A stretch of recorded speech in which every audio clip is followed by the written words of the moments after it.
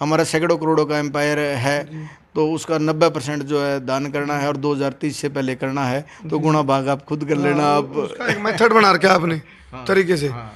मैं एक्चुअल में कुछ नहीं कर रहा हूँ, मैं तो केवल एक मैसेंजर का काम कर रहा हूँ, एक कारण बन रहा हूँ, इसके अलावा मैं कुछ भी नहीं कर रहा हूँ। मैंने पहले भी बताया है कर्मो जी, मैं भगवान का लीगल पार्टनर हूँ।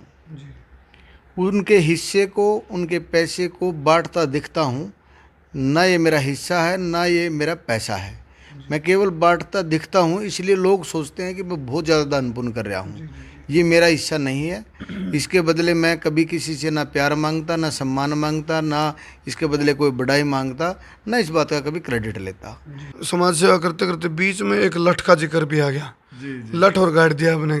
वो जो लठ, आप लठ के बारे में बता रहे हैं, उस लठ की क्या जरूरत पड़ गई? मैं आपको बताना चाहूँगा कि मेरे 2 बेटे हैं, तो मैंने दोनों बच्चों को पहले अपने बच्चों को लाठियाँ सिखाई। 15 साल पहले मैंने अपनी घरवाली को भी लाठी सिखा दी थी।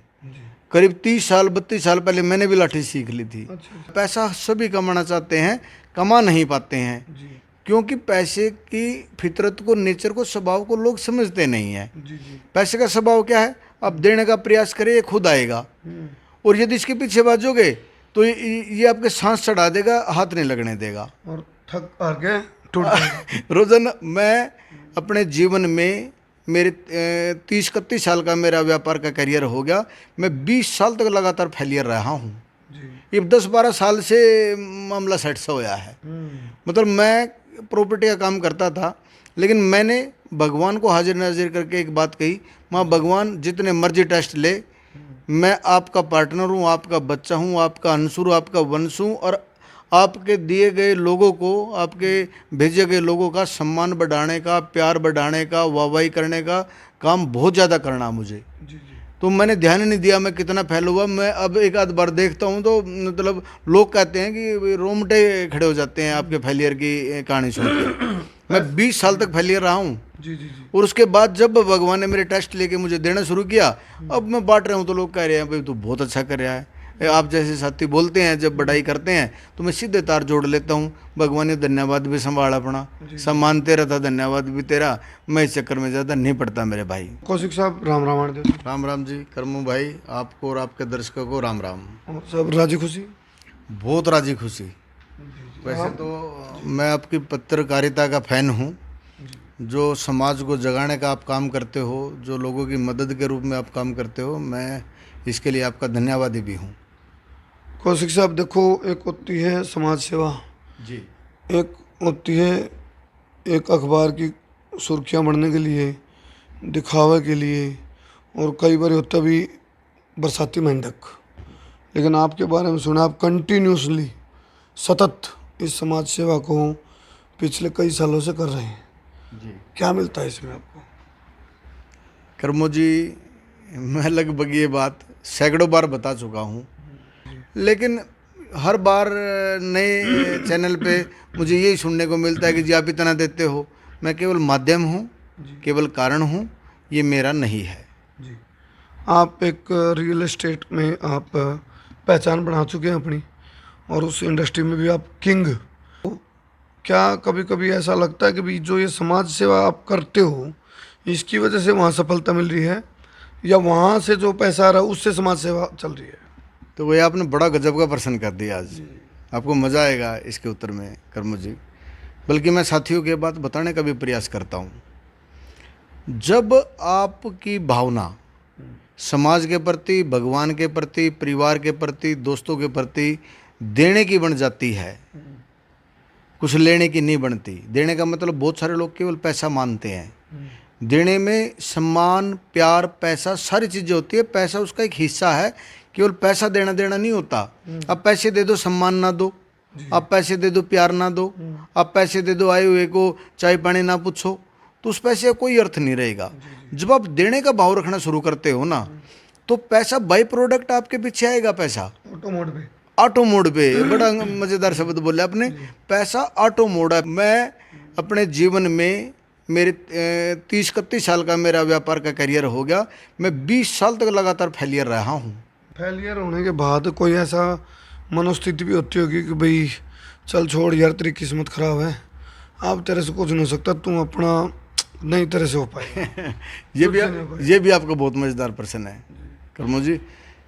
मैं युवाओं को खास तौर पे या सभी साथियों को ये बताना चाहूँगा कि जब तक आपका शरीर ठीक है, आपके हाथ काम कर रहे हैं, आपके पैर काम कर रहे हैं, खाने के लिए आपको रोटी मिल रही है, रहने के लिए कोई चाहे छोटा है मकान मिल रहा है, तो किस्मत आपकी बहुत बढ़िया है, बहुत भाग्यवान हो आप, बहुत भाग्यशाली हो आप, बहुत लक्की हो।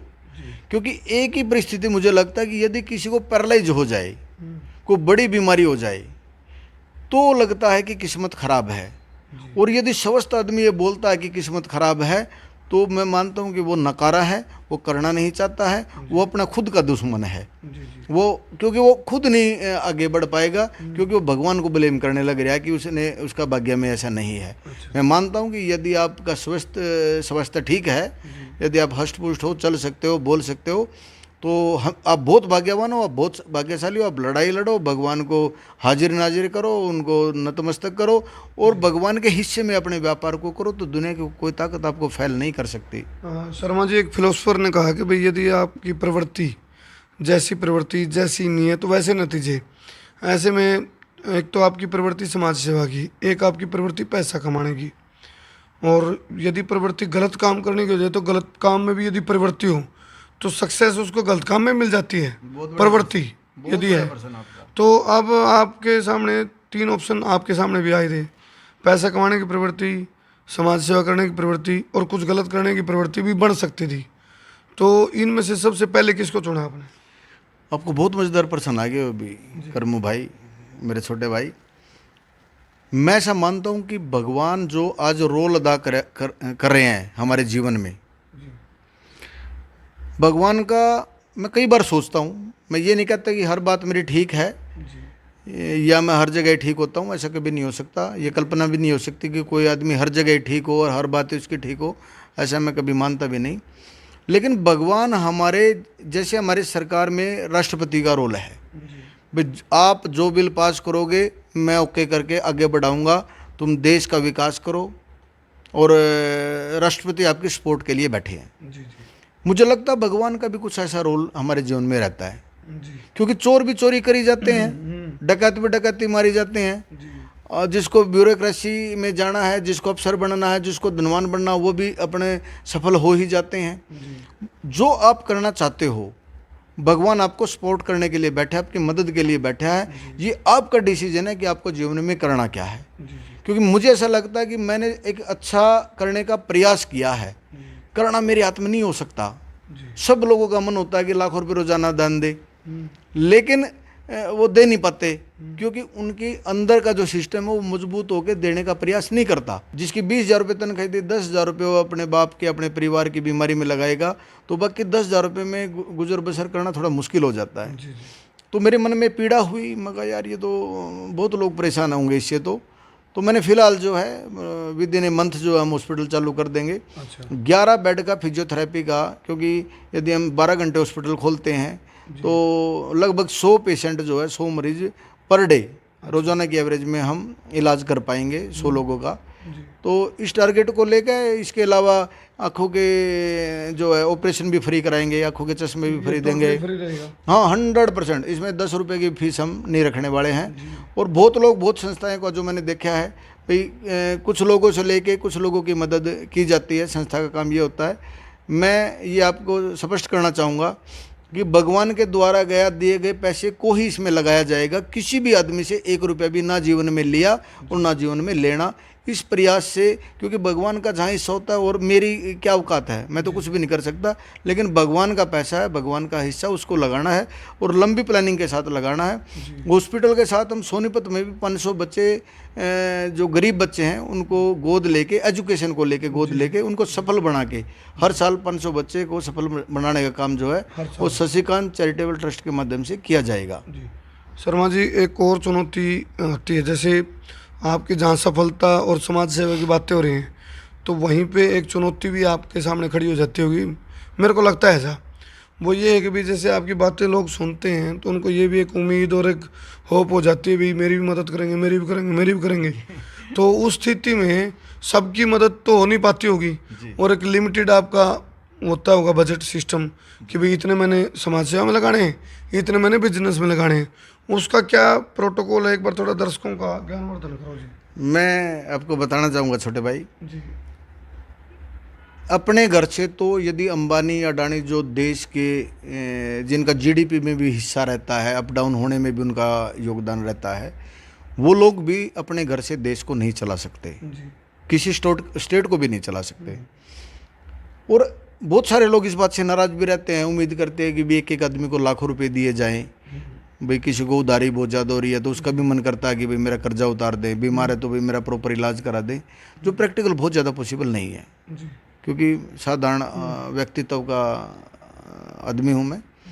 लेकिन अपने जीवन का 90% जो मैं कमाऊँगा भगवान के द्वारा दिए गए धन को, 90% सद कार्यों में जो पिछला धन है वो 2030 तक उसको पूरा लगाना, ये मेरा धर्म है। मतलब वो विधिवत तरीके से लगेगा। विधिवत तरीके से, मतलब इसमें बहुत ज़्यादा डिटेल पब्लिक करना थोड़ा अच्छा नहीं है, आप भी समझ सकते हो। आप तक क्योंकि जो आता है वो ये सोच के आता कि मैं एक जा रहा हूँ, जी जी लेकिन उसको ये नहीं पता कि रोजाना ऐसे सैकड़ों लोग मेरे संपर्क में, सैकड़ों लोग लेना चाहते हैं। तो यदि हम एक आदमी को 10,000 5,000 रुपये भी देते हैं तो उसके लिए वो बहुत छोटा सा अमाउंट है, लेकिन उसको 50 से 40 से 60 से 100 से गुणा कर दिया जाए, भाई एक दिन में 20 30 50 100 आदमियों को दिया जाए तो वो कितना अमाउंट हो जाएगा। ये मेरे लिए बड़ा धर्म संकट का विषय हो रहा है। अच्छा, ये आई ना चुनौती है। अच्छा, महीने में लगभग अप्रोक्सीमेट कितने लाख तक का दान हो सकता है? ये थोड़ा पब्लिकली जो है ना हवा सा बन जाता है, बहुत ज़्यादा ना पूछो। चलिए, मतलब आप ये मानो कि हमारा सैकड़ों करोड़ों का एम्पायर है, तो उसका 90% जो है दान करना है और 2030 से पहले करना है, तो गुणा भाग आप खुद कर लेना। आप उसका एक मेथड बना रखा है आपने तरीके से। अच्छा, अब जैसे अभी समाज सेवा करते करते बीच में एक लठ का जिक्र भी आ गया। जी लठ और गाड़ दिया आपने। जी। वो जो लठ, आप लठ के बारे में बता रहे हैं, उस लठ की क्या जरूरत पड़ेगी? मैंने अपने धर्म को जगाने के लिए, मैंने अपने सनातन को जगाने के लिए, मैंने अपने हिंदू को जगाने के लिए, भाई हर बच्चा हमारा सशक्त बने, ताकतवर बने, वो जूडो सीखे, वो कराटे सीखे, वो बॉक्सिंग सीखे या लठ चलाना सीखे। इन सेल्फ डिफेंस के लिए जो भी बच्चे के लिए ज़रूरत है उसमें एक लाठी आती है। मैं आपको बताना चाहूँगा कि मेरे 2 बेटे हैं, तो मैंने दोनों बच्चों को पहले अपने बच्चों को लाठियाँ सिखाई।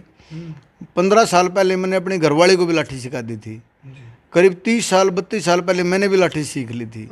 तो मैं ये मानता हूँ कि ये देश मेरा है, ये सनातन मेरा है, ये हिंदू मेरा है।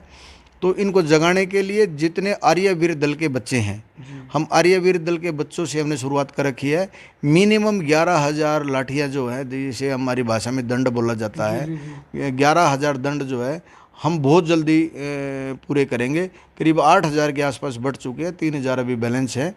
जहाँ से जो मैसेज आ जाता है, हाँ नहीं बच्चों को नहीं, हर बच्चे को नहीं, हर घर में नहीं। अच्छा, 11,000 बहुत ज़्यादा लाठियाँ नहीं होती। केवल आर्यवीर दल के बच्चों को डिफेंस की ट्रेनिंग वालों को सेल्फ डिफेंस के लिए या तो बच्चों को लठ सिखाए या लठ सीखे, और ऐसे बच्चों को हम दे रहे हैं। जी, आप तक पहुंचने का, मिलने का क्या तरीका है? मैं ऑनलाइन 24 घंटे अवेलेबल हूँ। मेरा कोई साथी मुझे फ़ोन करे, उसके स्वागत के लिए मैं गेट पे खड़ा मिलता हूँ। आपने पहले भी मुझे 2-3 बार फ़ोन किया। अचानक फ़ोन करोगे तो मैं जहाँ हूँगा वो बताऊँगा। पहले दिन मुझे आप फ़ोन करोगे तो आपके इंतज़ार में खड़ा मिलूँगा, आपको इंतजार नहीं कराऊँगा 1 मिनट के लिए भी। आप मोटिवेटर भी और काउंसलिंग भी करते हो। हम तो पत्रकार हैं यहाँ आगे, आम जो पब्लिक है, जो पीड़ित है, जो नीडफुल है, या आपकी बातों से प्रभावित होकर आपसे काउंसलिंग लेना चाहता है, तो ऐसे में क्या तरीका है? नहीं, ना तो मैं मोटिवेशनल हूँ, मुझे लगता नहीं है, मुझे पता नहीं है। लेकिन मैं एक बात ज़रूर कहना चाहूँगा कि मैं जीवन में लंबे अरसे तक बहुत फील्ड में बहुत बार फेल हुआ हूँ। आप अपने फेलियर को जीवन में किसी को ना बताओ। गड़बड़ हमारे से कहाँ होती है, हम फेल हो जाते हैं तो हम सैकड़ों लोगों को फ़ोन कर करके बताते हैं मैं फेल हो गया, मैं फेल हो गया। आप बता रहे हैं, मैं अब सफल होने के बाद बता रहा हूँ। जब मैं 20 साल फेल हुआ तो किसी को नहीं पता चला। और गहराई में मैं आपको मज़ेदार बात याद आ गई मेरे, जब हम किसी से, किसी बात से या किसी आदमी से या किसी परिस्थिति से डर जाते हैं तो केवल हमें पता है हम डर रहे हैं, किसी को नहीं पता होता। हम गड़बड़ कहाँ करते हैं, हम फ़ोन कर करके बताते हैं, मैं वहाँ डर गया, अपने घर वालों को बताएंगे, अपने परिवार वालों को बताएंगे, अपने दोस्तों को बताएंगे। मैंने जीवन में पल्ले गांठ मार ली। मैं एक बार डरा था जब मैं पढ़ता था। उसी टाइम मेरी बात समझ में आ गई कि बताने से मजाक उड़ेगा। मैंने जीवन में कभी किसी को नहीं बताया मैं डरता हूँ। सफलता के बाद होता था। सफलता की मैं बता रहा हूं, जब आप असफल हो तो आप बोलो मजा आ गया। जी 50% आप उसी दिन जीत जाओगे। जी जी। आपको दर्द है, आपको पीड़ा है, आपको परेशानी है, आपका फेलियर आ रहा है, आप बोलो मजा आ गया। आप बोलो मजा आ गया। आप कांच के सामने, गिलास के सामने खड़े हो जाइए और बोलो भगवान जो आपने दिया उसको स्वीकार करता हूँ, मजा आ गया। जी जी। तो इसमें इतना मजा आएगा कि आप सफल कब हो जाओगे आपको पता भी नहीं।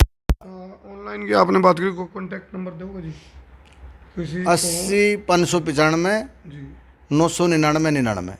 जी जी। चलो जी, फ़ोन कर लियो, कुछ भी पूछना हो यार। सब तो बड़ी बात हो यार, सलाह बोला रत्ना एक सलाह दूँ, बोला भाई सलाह दे इसका तनख्वाह देने तरह सलाह बहुत काम की आ रहा है। नुकार है एक आइडिया जो ज़िंदगी बदल दे। क्या पता कौन सा आइडिया ये आपको दे देंगे भाई। जब इन्होंने अपनी ज़िंदगी बदली है तो आपकी बदल देंगे। छोटे भाई मैं केवल सलाह कभी नहीं देता। जी सलाह के साथ जो मेरी ड्यूटी है, जो मेरा हिस्सा है, साथ में 100% देता हूँ। जी जी केवल बातों में काम नहीं चलाता, अपना हिस्सा दे के काम चलाता हूँ, अपनी ड्यूटी निभाता हूँ। चाहे मेरा रिश्ता है, चाहे मेरा दोस्त है, चाहे मेरा सनातनी है, चाहे मेरा हिंदू है, चाहे मेरा हिंदुस्तानी है, चलो हर जगह अपना हिस्सा देने का प्रयास करता हूँ। चाहे वो प्यार के रूप में दूँ, चाहे वो सम्मान के रूप में दूँ, चाहे वो अपनेपन के रूप में दूँ, चाहे वो पैसे के रूप में दूँ, अपने हिस्से के साथ अपना। आप सबको मेरा प्रणाम, नमस्कार, राम राम।